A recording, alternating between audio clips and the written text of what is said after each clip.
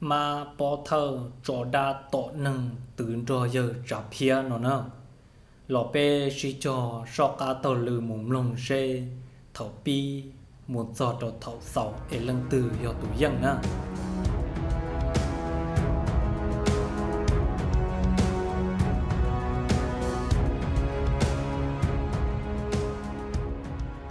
nhớ rong ít trộm lòng sớ đợt số lưng số tù trộm nhẹ trộm gì nhẹ lót chín giờ cứ cứ bơ nhẹ ti lâu tên mi phong mi dư số lưng số tù nữa rong xia nó nọ nè chó cá lọc cọng cù thiam lòng đã nâng y bên chỉ trộm sọ to nọ và tiết chia xia hai tia tỏ cá nem lòng ta lợi chỉ nè họ yêu nhau luôn thì thế nào ở chỗ ở xe đê nè mà giờ tia cầm lòng ta lợi họ nhẹ trâu thiên nó chỉ họ cột like cộtติดตามthật cọ của để chia đầu cú thia của họ muốn chia tàu ra chia cho lọt thả đầu bém lông nó nè giờ lên đó thở cọ của chỉ trong kỹ bê lô chạy lô nhung ở chỉ chia cú mua pi xe ra năng nó là giờ ra cứ hộ nó ở pi lì trả theo họ một sáu lì trả nữa ra nó mà cô giờ thả giò luôn nè cô bố thầu cô là tiêu sư nè theo tuần đại ít đôi gì chế tua tiêu sư nửa hai tia bố thầu u là trận nho đầu là lu cô rô bố bể trong chỉ trận mỗi nè tháo lỏng ma nó nè tụ nó mà chỉ trận giờ ma đậu mà bó thơ nó chỉ hầm bò nè thiết tụ ma đậu mà bó thơ nó mà nhưng chỉ mua lần từ bao hay tiền này giờ lần từ tua họ từ tua lọ họ từ lọ lì nó nè nhớ trong đầu ít chân trả đầu tụt xí chế là lúc ròn đầu mà nhưng mua tê ròn má ròn lo nhớ buồn nhìn đầu chỉ do tụ tháo lồng má nó giờ tuôn đầu là tê rê ròn đầu tua xứ chỉ tê xí chế là giờ xí mua là muốn nông tê ròn má ròn lo nhớ ý gì rê tan ròn đầu chỉ nhưng mua tụ bao tê xí là muốn nông ta là nhưng chỉ mua tụ bao cho tụ tháo lồng má nó lì nó nè chỉ những chỉ bao hay để tụi ma nó này nhiều lần từ tua lì nó chỉ là cũng do nên má thả chỉ nên má cũng kia hay để nên má mua rẻ mua rổ mua cứ mua ti thiết thì khi mà rong gòn nửa tua nửa tê rẻ tê rổ tua chỉ khử lì họ đê cho lì hai gì cho nên họ lúc rẻ rổ ở tụt tí chế xả ra ở cứ hộ nó tôi đọc cú này vậy cho mong nhau họ lúc rổ họ chỉ mua lần từ giờ bao giờ ở tụi ma nó lì nó nè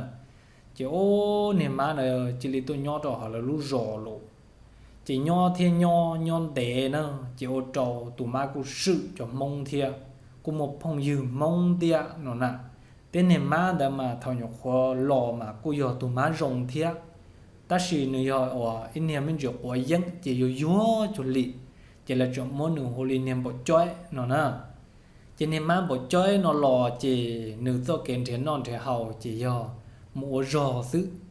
em muốn rò có ô tê ý nông trả tê ô họ lừa đã chỉ là cú cá liệt chỉ trả trống tu chỉ có muốn mình chỉ thu cho nửa thiết lời giờ hai tiệt muốn mình chỉ dâng cho nửa xứ chỉ nửa dâng dặn thiết nửa vô linh đạo xứ nó nè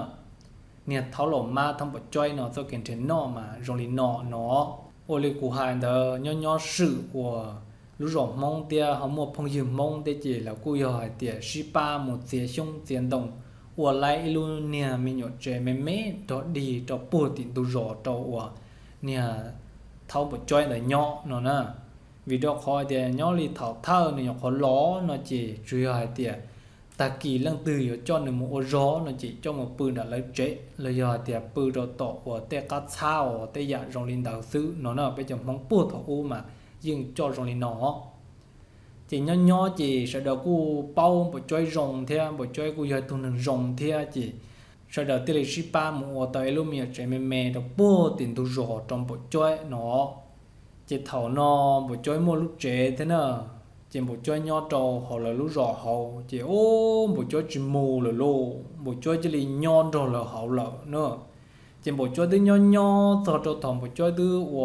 bao bây giờ lùm mong trở lợ nó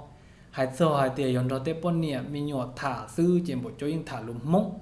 họ giờ yon rồi bây giờ chỉ chế thả rồi giờ hai tiền thả tây ya họ lùm trắng trắng nó chỉ bộ cho họ chỉ tàu bao lùm mông bể trơ trên bộ cho chẳng hai lùm má nó nữa chỉ giờ gì hai tiền nhỏ từ bao lùm mông lỡ nó mà những đề là thế là mà tết từ ô tàu lùm chế nó bộ cho chỉ đề là nữa chỉ ô nho thiên nho chỉ thảo nò bộ chơi nè tung gần thiên nè lầu lợ lo dầu đi trả nè chỉ nho li thảo thơ mà những chỉ mua lần từ bao hay tiền nè bộ chơi nó nè giờ trò đã tỏ nâng lì nó chỉ thảo nò ô li của hàng đó nè bộ chơi chỉ lầu tung gần tới lo dầu trả chỉ nè bưng trò nè nè bưng trò nè cho đã tỏ nâng nó một trâu lợ nè chỉ cho kia đâu tụ bé chỉ nửa bao thì cho đâu tụ bé ó chỉ nửa là cá kia tua chỉ tua xong tua là mò rò sẽ chỉ nửa sai kia chỉ nửa thò lò sẽ chỉ rong bạo li hoặc thò bỏ nữa chỉ là mò mình chỉ dân mình chỉ thu cho nửa chỉ nửa cho cá mù lợ chỉ họ mù cho kia cho tuôn ra chỉ nửa ấy dạng có cô tia là cá kia một giòn ra chỉ một thò kia sự chỉ rong lò chỉ là mò dân mò mò cho nửa chỉ thảo nó nửa bao hạt thì ô linh nó lọt tàu nó là nó nè chỉ nửa chỉ cho một liều tê là nửa bún nhỏ hậu chế và cho nửa tê đa lên đầu một tọ tí nâng sự ta chỉ nửa cứ chỉ cho có và tọ là mò là giờ nó lo cho lì có tua tê thiệt nửa bún cho một chỉ tỏ là có là mò chỉ là kho chỉ nửa tàu dân tàu mỏ nọ lì nọ nè chỉ ô nụ phụ linh nó chỉ bộ trò tên thằng chơi rồi mình chỉ bao à thì ô chơi nên bộ chơi nó chỉ hú nữa thế rồi nữa chơi trò cho đã tọ nằng nó mà nhớ trò lúc chơi lúc nhung đó mà là chừng chừng bộ chơi chan chừng cho chỉ nâng chỉ dài chỉ mùa là thiên nó nữa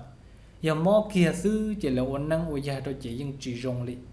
họ giờ khi kiếm một hai kiếm bộ chơi tốt cho bộ chơi ô cả công việc chuột tròn nó bao nó chỉ rong lò là nó nè chỉ ô nhớ tụi lúc cha lúc nhung rồi chỉ là chân chân một chuối cha chân cho thì nâng thì mua nó nè tới rồi riêng mua cho bao hai tiền một chuối chỉ cho nâng rong là ở để xem mà ô li hai đời chỉ bỏ tệ chỉ bỏ cá hai nó nè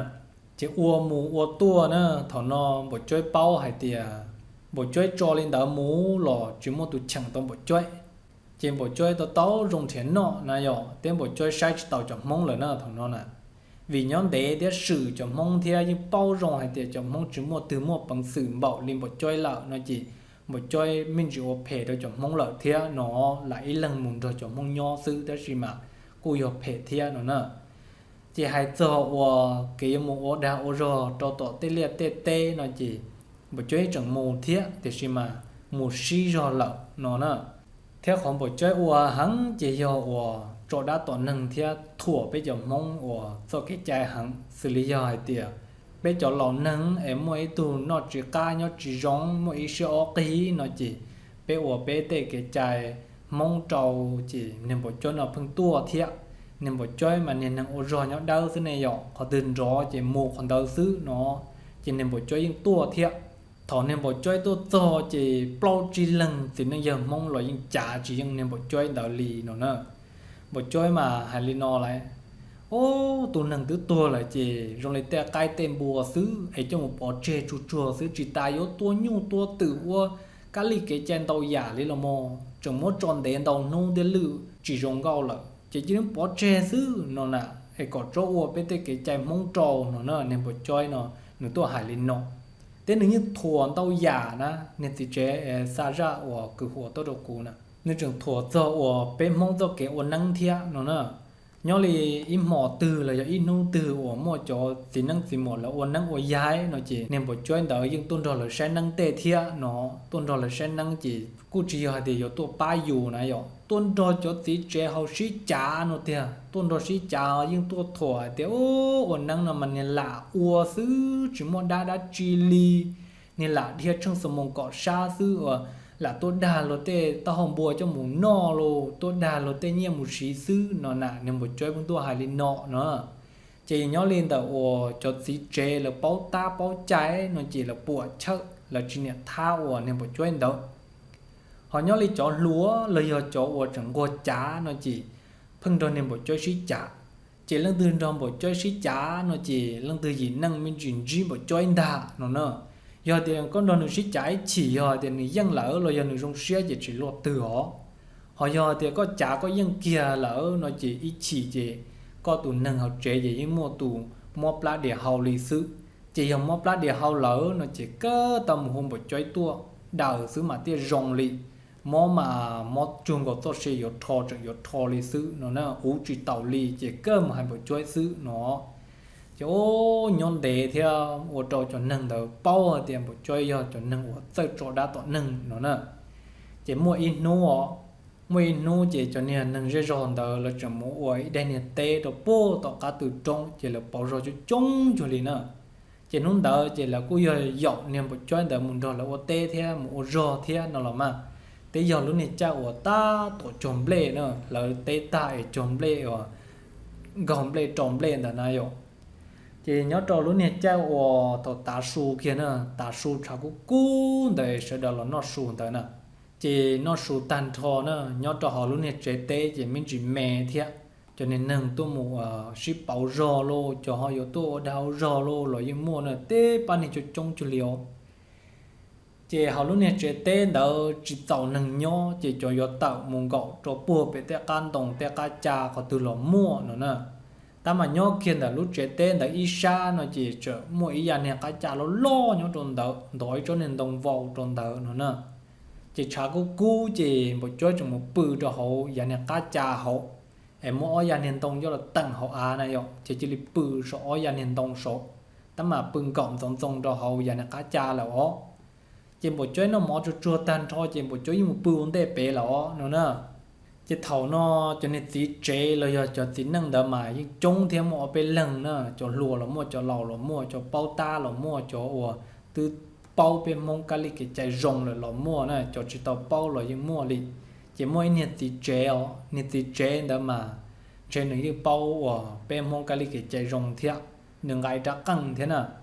tên nhau trâu lúc cha lúc nhung bùa thầu u mà bây giờ nâng giờ chơi chua căng chua giá nó mà mù cái đê là giờ tàu kế mù liêm mù tê mà nhẹ ngà căng ngà giang ngà trả chua xì lên đó nữa nè chỉ thầu nó mỏ tà lên nên một chói một bự được bẻ cá cha bẻ lộ chỉ chỉ một bự tuôn này xa tà ngà bẻ nữa nè chỉ ô nên thì chế chẳng hạn thì nên cho tóm vào chói đó nên xin chia sẻ nếu một bự tê tuôn này tà ngà trong nên đó bẻ thế theo nhưng sẽ chỉ tàu bây giờ mong tên này cá lịch cái chai này rồi chỉ nên thì chế hoàng cá chắc căng này tốt từ vô thế nó nè chỉ nên thì chế là chẳng hai trâu cho nên chọn bây giờ trong lời sợ đời thì nên sai nè nên cho toàn bộ chơi là sát tàu bé lên nên giờ của tôi chỉ trong bộ chơi nó nè chỉ là chẳng giờ rồi sẽ nên thì chơi ô li trả nó nè chỉ nên thì chơi chỉ là một xe kia lái ý anh này sống luôn lên thì tệ cho là phô kia ở đây ở nên Tinder nó nè chỉ nên bộ chơi cho chú rồi các cô nhỏ bé cá cha từ lù chỉ nên thì chơi một giờ gì mà ở đây này sống lần đầu ở đó đi cho tan cho chỉ nên thì chơi cho kia ra các tụ xìa nó nè nên thì chế mà cúi họ thì căng ở thiên nó kiểu yo nên thì chế đâu cho tàn cho chế cho kia ra căng tu sửa bị cho kia chế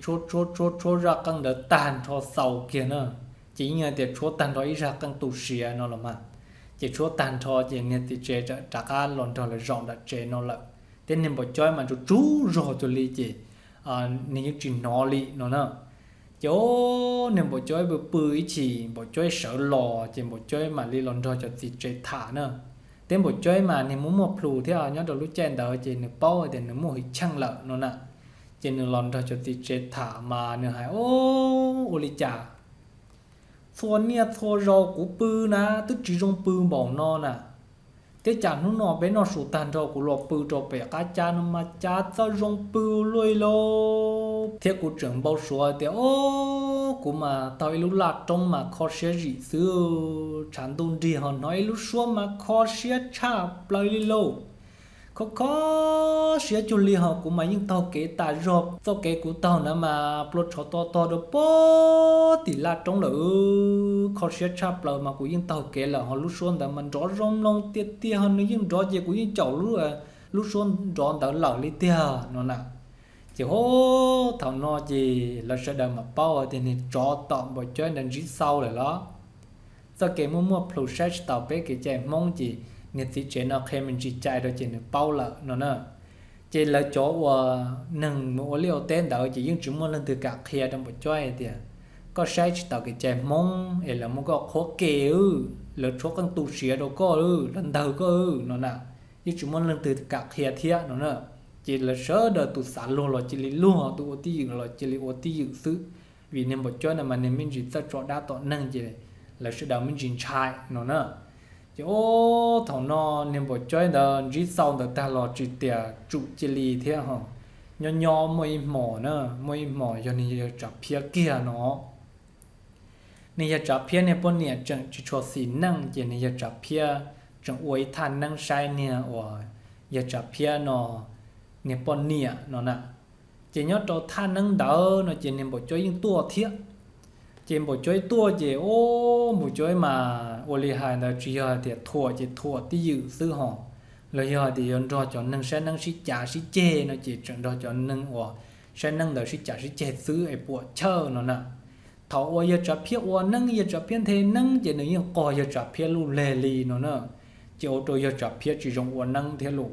chỉ giờ trả phía là ô thanh năng nó ô đồ đi thành rồi giờ trả phía người lò nè chỉ thọ nó giờ trả phía thì liền hại cho ô nè thọ lồng ma thằng bộ chơi hả tiệt bộ chơi có sai chỉ tàu pe cho cái uốn năng uốn dài cái lì cái chạy khó thì tia mà cũng chỉ giá cái chạy đâu có nè tia cũng chỉ giá có bao để biết cho cái uốn năng nó này mua rôm bảo lì chạy thì chỉ có sai chỉ tàu pe thôi là có bộ giá xỉ đấy có bộ giá bao hả thì uốn năng nó giống một đá tỏ thế thì lì uốn tàu mà có bộ giá bao thì bộ giá trắng nó nè chỉ thằng nó mà cho nên sẽ rôm mà những bao tàu nó bộ chơi ó mà từ giờ trở phía nó thì lì su hại lên nó cho uốn nên bộ chơi thêm bộ chơi những uốn tàu thôi uốn cho uốn là ú chỉ tàu là thế nào vậy trên bộ chỗ là chẳng tết tí tuần này một phần gì để ô nên để cái cháu năng gọi muốn rằng đã chỉ lạ thia chứ na e sáng nó lột tết ta hôm bùa rồi giờ sáng nó lột tết bùa đảng qua chỉ là tốt thì thiên tòn chuối bia thế chẳng ngày giờ chỉ lấy tàu ta hôm bùa muốn no xứ nên là ua xứ bộ chỗ chính rằng li nó nè cho nên giờ chập phía thì ô có hai lý co sẽ chơi có ua năng nè bé ua nó mà bé ua tàu awesome mong tàu bé địa sầu lúa trông nữa nè có thì giờ bé là uốn thì tao không muốn nó chỉ hành tao nè giờ có tiền tao ít số món nó chỉ cũng mà lấy lọc cả này cái chơi ma thế sẽ có họ mua đã chỉ cho bé cả gì cũng cả này lisa em mua bé cho kiểu nó bỏ chơi để chỉ vô là nó nè cho nên bộ chơi lá lồng nữa chỉ bộ chơi thì con tao cũng uốn mua có cho phổ năng theo nên đồng rùa nó cũng uốn đi cũng uốn thôi nó cũng mà uốn awesome mong tao cũng theo tao cơ nó nè chỉ mình nhiệt gì năng là mua kia học phổ trong bộ chơi đông kia mỗi kia chú nâng trong bộ chơi lông kia chị lần đầu tuần đom phong chị ôi yo bộ chơi chị nè theo tàu nè để tí pliên chơi anh để rõ ở nơi plum mỏ thế chị nghìn đó bông hậu ở cắt trong chị hôi yo hư xì lờ thế chị thứ hai chị tàu lù nè chị thằng nó chị nè ở giờ trả phía mày thì rồi lấy trà sư có năng bộ trong uo thế có bộ tông đó awesome mong tạo chị bộ chơi thì ô khó của chỉ tao xong mong nó mà ít sự của chỉ tao năng đùa nữa mà của tiêu chỉ tao họ này cho con á ít sự của năng tali mà này thiệt tali mà này ông sẽ chỉ mua rò là mà này thiệt tao giờ trả phía giờ có hai tiền này ông năng nó để chỉ giờ này thiệt tali để này mua rò thiệt giờ đã năng tỏ nó có chỉ cho đã năng là tỏ cú sao để cú chỉ thiệt đó có sai sao giờ có cho lấy đã năng là tỏ cú nó chỉ có tiền chân nó nè niệm bộ chơi là chừng tứ giờ trả phía lên nó thiệt nó nè chỉ nhớ cho lúc xưa nó chỉ giờ chập phía thì li ô chỉ tàu tệ li trả thế nhưng bảo tờ mừng rộ thế này rồi chỉ ô nên cho toàn bộ cho nó giờ chỉ khai trái trên trên nữa chuyện chỉ sau trên nữa chỉ bao trả lộ giờ sai tàu bây giờ mong nó nè nhà thâu bộ cho nó phân tử ở giờ chập phía chỉ giờ chập phía bảo tờ nữa giờ chập phía thì li cho giờ chập phía cho nhà ở đan năng một tổ nhà thâu lồng ma rồi nữa chỉ cho đã nâng nữa muốn rau tháo lồng má để chỉ hỗ yo tháo mà để hàng chỉ hàng lên nó nữa chẳng cô chẳng họ đi ô chỉ lấy tả lên nó nữa rồi từ thiệt yon đó ít số mong tạo li cô chỉ học thiệt số lúc trong nâng thiệt nó những thiệt gì họ lúc trẻ họ li chỉ những thiệt chỉ một chỉ lò lên nó rồi chỉ đi chỉ ô sẽ niệm mà tự luôn họ đến dọc đỡ tải yo tua li nó nữa chỉ cho niệm tôi sẽ nâng để ô tàu cái cho chập phía cho trên nhà má nó thiên đến tế thế trái chị nó tua thế nó nè chị giờ chập phía mà lo sai chị ô xa lại thế chị giờ chập phía mà trắng của giờ chập phía cho đàn năng là thịt đó cả chị nên tháo lồng má mà lấy rọ tí tu nên xóa bùn đó của nên trồng năng tê tu nên xa đó nó nè thứ hai tàu lụ thế của cho cái giờ cho đàn năng nó muốn ra rồi tu năng từ gọi đi ấy à li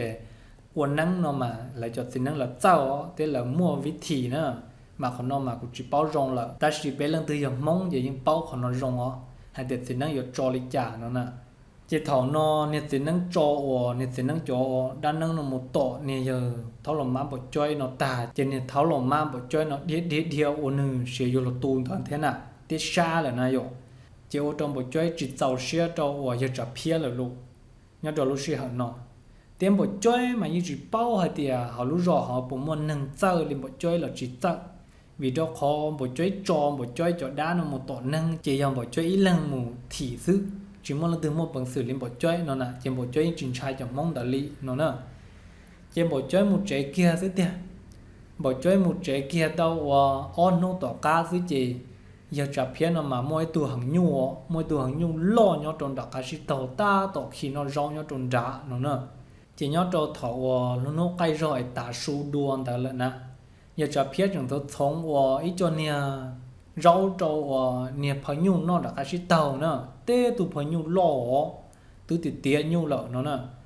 chỉ giờ trả phía tôi sống ta chỉ giờ trả phía đã lọ bị chế nó lòng cá đê cho nè phải nhu hậu chỉ thầu giờ trả phía nó nè nương ga nương thống đê tôi muốn chụp vào đơn trả nương tụ phải nhu rồi chỉ ô chia trả nương tụ phải nhu tụ bự họ họ diện dìa hồ xía là sư tụ tê tụ tàu tụ lợ còn do còn rơi trên trà tận tà nó nè chỉ giờ trả phía mà li sai kia ô li trả của tụ nhu nó cú nhu khó tốt sống rót cho nó xứ na cú nhu muốn cái đây cho hậu xứ trả cái tốt cho chỉ tua kia nhóc của nó là cho xia tứ tu là nó nè chỉ giờ trả phía mà sai thì giờ trả phía mà xa thì ô của tụ nhu nó lại mò thế mà tứ chỉ hại tí tụ nhu rong chú chia nó lại chỉ đi xia tung cho lên nó trái yo tạo khoản do khoản rửa ta lên nó nên giờ trả phía mà trên nửa mình chỉ sống sạch cho nên giờ phải chơi là thia nó ta mà giờ trả phía mà chơi nó tiệt sĩ giờ trả phía mà giờ tụi năng ở chơi trên nửa cả lọ tí thái tụi khăng xứ trên nửa giờ chỉ cho một đồ đi cho một chuyện nhẹ li của nè tháo lồng má bị chơi đỡ nó nè chỗ này giờ trả phía mà đi xả tàu nữa chỉ giờ trả phía mà đi một đồ kia tàu ít cho cô la lia tôi sợ cho chúa nè nhung đỡ chọn trà để khoản do khoản dư nè trong bỏ thằng cho bé khỏi chú nè bỏ thằng bé khỏi chú chỉ trâu tàu này chỉ là lưu chỉ mua khoản nè cô la lia thì cho nên trà nhung nữa nè chỉ to là này dạo cho một so chỉ lon trà cho lột lợn kia cho bé khỏi chú chỉ hối du để ta đặt thun cho ba lưu tí biển chỉ dưới chỉ này dùng bỏ chơi chụp lẩu nữa nè bộ chơi chụp lẩu mà rong ngô không bộ chơi chơi chắp lẩu lên luôn bộ chơi mà khâu ta rong thò để nhưng chắc khá tụi ly kia phải lúc lẩu họ chú sư nữa nè nhớ lên đầu ôi giờ chắp phía mà này tao mà này bao thì có xì lý trà là có uo lý trà có lần từ chó chỉ tiếp bao nó nè giờ chắp phía bao thế sẵn nó rong nè chỉ giờ chắp phía để lấy mua cho một lẩu nó chỉ thầu nó giờ trả phía cho một lợn kia chỉ niệm thắng bộ chơi nó trừ tôi chỉ giờ trả phía bao kia giờ này cho toàn bộ chơi nó tê rồi giờ này chỉ tàu xe đâu cũ khó cũ cho đã nâng trâu nữa thế chứ một đa tàn đơn thà lô nếu rất tự cho tôi tỏ của tôi nhung thà lô chỉ thầu nó giờ trả phía mà thì bộ chơi bây giờ có cho đá tôi tỏ của tôi nhung nó nè chỉ hai bộ trà làm bộ chơi chỉ lần này nè chỉ giờ trả phía đây thì giờ có chỉ lắng giờ lấy trả có tuổi giờ trong cuộc khẩu có chỉ tam bảo lý cò thế có tôi mua của lúc nào có chú lý tua tả lên nó giờ đã chỉ hai mua hai lò nữa thầu cơn cò chỉ một chơi mặt kia nữa một chơi thì giờ một chơi nè một chơi cho tôi tổ nè thì khi một chơi xã cho tôi kia chạy cho giờ chập phía bao hay tiền giờ chập phía cho đã nâng tổ một chơi lên đầu chỉ ở trong một chơi xa hẳn em một chơi cho tự xã cho tôi tổ giờ chập phía thì gì mà chỉ một chơi cho tôi tổ tụi朋友vấn đề cho xem giờ chập phía bọn trai nó nè chỉ giờ chập phía mà liền hay thì có tụi một chơi coi nè giờ nhỏ của chỉ li cho đã nâng tổ co thứ mà tên li mẹ có hả tôi lá có tôi tha này có sai tàu pe này chỉ của tên li cho có bao thì đã nâng một tiền nó chỉ của giờ xí trả thế nào mà xí trả chỉ của cho uổng một chơi tàu xe nữa chỉ nhon trong lúc xí hậu thọ uổng một chơi tua giờ trả phía tụi nhung nó ta chỉ cho nên giờ rồi họ chỉ hai giờ tao rồi nhỏ luôn tu bé giờ họ mót thọ kia chứ một chơi chỉ cho cái đó tuôn ra một chơi chỉ một thọ kia tuôn ra in nu nó muốn đọc bao chi lần lì nó nè chỉ thọ nó chủ yếu mua giờ trả phía tí lần tí một chảo tàu tiết sư nó vì đó khó bao thì nên bảo cho nó ta mừng thế nó hằng thâu là gì dù sao là dù chủ tổ bay cho nâng thiên nó nè chỉ bảo chơi trò kia bé chỉ bảo chơi một trò kia hàng cái kỹ đồ cố tôi chỉ là chỉ mua nhẹ trò chỉ hai thằng nó cho nâng dễ rõ tôi chỉ cho chỉ sao cũng chỉ sao cho sao là như ba là trò tệ tập đầu thiên nó nè chỗ bà nói gì một chỗ thì chỉ tao nó rồi luôn một chỗ trò kia trong ra giờ cho phía một trò kia trò kia trò tí giờ cho phía một trò kia thế à chỗ trò một chỗ chỉ tao xe rồi giờ cho phía nữa thế chỗ cái tư là nâng nhau họ lú rõ họ dùng bao thì ô tụi mình một chỗ là chỉ hú chỉ rong nữa giờ dùng điên nữa mũ rồi dùng chỉ rong đi giờ có rong chỉ nhỏ họ chơi cho bỏ tua kia xứ rồi giờ thì mua cho nên sợ ý lên nữa cho một tỏ nửa có sao nửa tua kia nó chỉ tê đi sự họ có yon tiếng nửa mũ nó chỉ lăng từng đĩa chỉ lăng từng gì dương đà nó nè chỉ là tê shit thả chỉ ô mà lấy bao hạt tiền giờ chọn pia nó cũng giàu thia thì chỉ giờ chọn pia chỉ phe li của thông bộ chơi chỉ là sợ đời cái thứ lon nâng tê tua hạt rồi giờ chọn pia nữa hạt tiền giờ trả nữa tại vì nó chủ yếu một cái tí lăng ở tê một chẳng tàu nè thông bộ chơi được xứ nè giờ một chơi trò kia bé chỉ có tôi trò rồng lò một chơi trò kia đá có một trò rồng lò bé chỉ bao bé lại nhau ở rồi ít tự lầu đi nọ sự chỉ một lần tự bao để có tờ nô nọ bé lu rò nọ yếu chỉ so chỉ số chỉ để tâm mạng nọ để bé mà đi bao thì giờ có để sẽ có ba bộ tàu để chẳng bộ tàu này giờ của một chơi nọ giờ tía có đĩa tàu thia có một bằng sự tua tàu nữ nó chỉ có môn đĩa là giống một tua nè em một lâu môn tu đã chỉ tỏ cá bên mà li hải bên mà li thả nó nè chỉ là cô hiểu sĩ là thì không khua trong linh đạo nè chỉ in ra chỉ là tiền đĩa hoặc in ra chỉ là thì ô chỉ tỏ giờ nên đĩa nửa mũ chỉ rồng nửa múa nửa chỉ mù chỉ nửa lạc một nhóm tỏ tê sẽ chỉ nửa nhóm tua trò đó với chỗ chỉ chế nó tu rủ linh đạo tiết thầu nửa chỉ là chỉ nửa chỉ trò yếu nhiều là nửa trò của do sẽ tung trò xứng đạo nó nè chỗ sĩ thả chỉ cho cái tư lần nâng trở hai cho chập phía đi ôn nó chập phía nè niệm bảo chơi nó chỉ nâng nó chỉ một lần từ bao hay từ nửa gì lần từ nửa nhỏ có từ nửa nhỏ lần từ giờ có ô táo nó chỉ có trò còn đừng có lo nè có trò còn đừng có lo cho giờ nông đàn gì giờ một cứ một tí là tôn triệt cho là họ xử tàu thì giờ bé nó lọ bé cái tư lần nâng trong bọn nó bé mà li chỉ bao nhiêu thế ôn nâng người ta học họ giờ thì té ôn nângตัวkia là giờ chỉ muốn nâng tôn thiệt do nó chỉ trụ bộ chơi linh đạo nó nè chỉ ô lê hai đó giờ chọn phía rồi nhưng một cái chỉ xia rồi thế nào rồi chỉ giờ chọn phía điều giờ này xả linh đạo chỉ một đã chỉ là bé ship ba đấy giờ thì ít tu chỉ chọi tu tệ nó chỉ ô là cú xì ô cú bao rộng lại thì nên bộ chơi này nhưng giờ cho đã tọt nâng nè thì sẽ khỏi có dân thế chỉ dân nó chỉ chia sẻ thì mà ô lê nó theo nè ba có cái lần mới chấp họ mong khó nè cú yêu hai nên bỏ chơi nó của hai nên bỏ chơi nó ứ tua tỉnh chơi tỉnh mua kia nè chỉ ứ cho đã tỏ nâng nó cho lọ xí tỏ giờ té của dân kia nó chỉ tả lý nè bỏ chơi tua kia lọ họ giờ té của chỉ dân của tua kia nó chỉ nên chỉ tiếp họ bỏ chơi sư chỉ bỏ chơi tua kia đâu cụ thế chỉ nên chỉ là mỗi bỏ chơi chỉ chủ linh đạo xứ nè họ giờ thì chỉ ô linh đạoแต่củaตัวkia chỉ một chỗ yêu kia chỉ nênตัวchỉ tông một chỗ thế nó nè lấy những không khuất giàu là thế nó là mà chỉ nhóm cái đồ nút tỏ cá thế nè thì liệu hồ kia tàu ở bên lưng thì năng giờ khó họ lú rõ thế hai cái tông một chỗ thế hai cái tàu giờ chập phía nè chỉ là sĩ tặng cái trong đó là cá rô lú trong ta hoặc là sớ đầu một té đầu phun ra nè chỉ nên ta xuống đi nữa hay tiền lú chạy trong ta xuống kia chỉ còn một chỗ tuôn ra là một luồng trong một chuỗi thả nó nè chỉ do kia lũ chạy lũ nhỏ chỉ ở bên lưng thì nó giờ mong khó nó thia giờ trả pia thia một chuỗi là té một thằng tổ tròn trả nữa thế giờ thì nó giờ mong là mà lại chỉ ở trong ngõ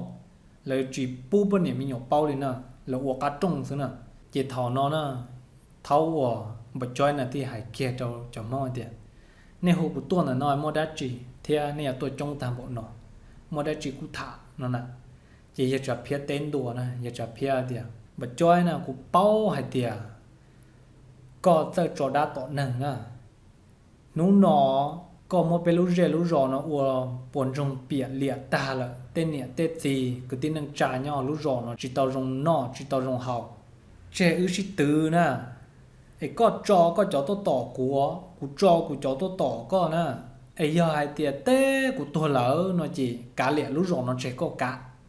hỏi giờ tiệt té có tôi là chỉ trụ ta lì giữ chỉ mua đá trị nó nè chỉ thầu nó thông bật chơi mà thì giờ có giờ hai lý có nó mà chơi của chó tỏ có ổn đấy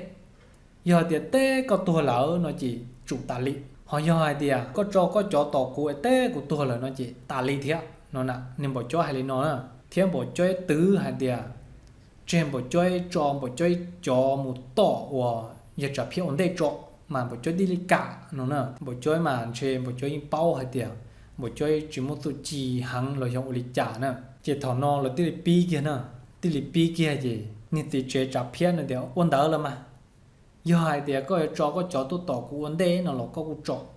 có chỉ bùi ưu tít xí chó nó chỉ có chó tôi ổn đấy là tàu nó nè cho nên giờ má nữa chỉ lấy lon đầu ổn này sát tê cho nó tiền lấy lon đầu này sát tê cho nó rồi chỉ lấy tê lút tử nó nè chỉ thầu lấy chỉ lút tử đó lo chỉ neo ổn má nữa khi lòng lút tử họ chỉ nếu mua đá chi nó mua bên mông cho neo ổn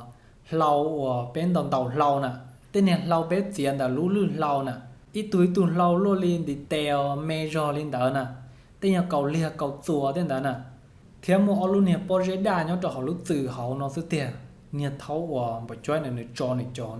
cho nên muốn số rò thứ chỉ chuan nó vui ya tôi lỡ thứ nó tiền thằng nó muốn số rò số kia thì nó vui té giờ chọc phiêu xíu nó được luôn chỉ sao giờ chọc phiêu thông cho nữa nhau cho lúc xíu hơn đó chỉ giờ chọc phiêu thấu kia tọt cá rồi giờ chọc phiêu tùy dần liệu cũ chỉ thấu nó nên thấu mang bộ chơi nữa mà lấy cho kia ô lu bao giờ đã đa tọt cá cơn cầu nữa số kia đã cho kia té một rồi giờ chọc phiêu tùy dần liệu cũ chỉ giờ chọc phiêu mà lấy hai trâu nên thấu mang bộ chơi hay tiền bộ chơi có số chỉ ta lấy cái lò có chừng chúa giờ có chúa chỉ cho tuần gì nữa cho có tan thôi có cho số chỉ tuần ấy cũng mà lý do của chó là cá chẳng chỉ có chỉ giàu xe thế nó nè chỗ một chỗ sao một chỗ lúc từ tê không một chỗ yêu chọn được tà lộ chỉ một chỗ chỉ tàu lịch trả nữa chỉ một chỗ mà tê lọt thọ cho nên thì nó giờ mong ở bên lưng sườn đây thì của bao hay thì tê rõ giờ chập phía nó một số chỉ rồng thế của cho nó tan cho mù lò nửa nhóc tụi dân to ấy giờ hai tia giờ chập phía nó cho nên cho tôi tỏ của tôi lỡ nó lọt thọ nè họ ba mô của phao có mỗi lúc mình rồng giả tê rõ của bao hai tia của chỉ dân giờ chập phía lợ nó nè chỉ cho nên mong đợi chỉ tê rõ ra rồi giờ bật chơi thì bật chơi có mà giờ nên nó phải chập lợ nữa cho đã toàn năng lý co chỉ giờ hai tia chập phía cho tê có tua kia lỡ nó lọ cả lìa bây giờ cho có một bò tọ tê họ cứ đè là giờ hai tia trẻ con nhau còn nó đó cái buồn nó là bỏ chơi nữa bé chỉ cho có một phẩu bé chỉ lằng lúa bé chỉ láo nó nè chỉ một chỗ chỉ tàu tè lấy trà chỉ một chỗ đi lấy sọt kia thì chả phiền có mua tụi chỉ rong cơ có chỉ cho có chỗ tua xe nó nè chỉ thảo nó giờ chả phiền nè nửa số rò nửa đồ xí nó tàu bé số số thế nè ít số đã đắt ít số run rú ít số lia chữ liu chỉ thằng nó giờ chập phía số đã đạt cho plot té ôi giờ bộ chơi nó thâu ăn cho sư bộ chơi nó tủ giằng để cô nè chỉ thằng nó bộ chơi luồn xì thì có cho tôi ý rau đó của chú trả nó luồn xì bộ chơi xả tiền chỉ bộ chơi chẳng yếu thế tàu gì thế nó này rồi nhớ lên tàu giờ chập phía bé số nó giờ chập phía hai mà số đã đa mà chỉ lo từ con run rua mà hàng rô nữa họ cho liên mà cho cờ hàng chập lở nữa nè chỉ lần kia chỉ giờ chập phía một cho liên cầu được chuồn trở kia trở khác cho họ đủ xí nó đó chỉ giờ chập phía một cho run rồi sò rô cho plot té ông nên tháo một chơi nó tháo khoan cho chỉ cho chọn đua nó từ luôn cho chọn đua chỉ chẳng dư tập lờ chỉ tao lấy trả chỉ một chơi chỉ vòng được bông tu rong nhon tờ nó nè chứ nó là món bộ chơi gió tàu rồi luôn thêm bộ chơi phân trò đa tổ nâng tứ của giờ chập phía họ là lú rò họ chỉ cho tàu cơn cầu chỉ bộ chơi theo giờ trả phiên gọi tỷ lệ tàu lọt sĩ su chỉ nó chỉ tỷ sao nữa bộ chơi tua kia là chỉ số tỷ lệ nông đào là một chỉ là lú rê lú ròn đào chỉ tỷ lệ tàu rong nọ tàu rong hào tàu rong nhỏ là nó nè thế mà lấy bao thì ô giờ trả phiên nó cũng giàu thế giờ trả phiên nó mà ô tỷ giờ giàu cha liền nữa bê cho số sư nó thế giờ chỉ bao thì giờ trả phiên nó nè nu một cạo từ lò nó nè chỉ ô li hai đấy trồng lông sao đó cú hỏi tiền net chỉ chế sa tôi cho cú rong li nó thiên nữa họ muốn thật thà cho họ nó sư về cú họ muốn thật thà cho họ nó tết sư ấy thọ sẽ đã họ trả lúc gì thế nè họ được thà tao chỉ rong là giờ chỉ giờ nè nè sau đó nhớ rong mà xin chỉ được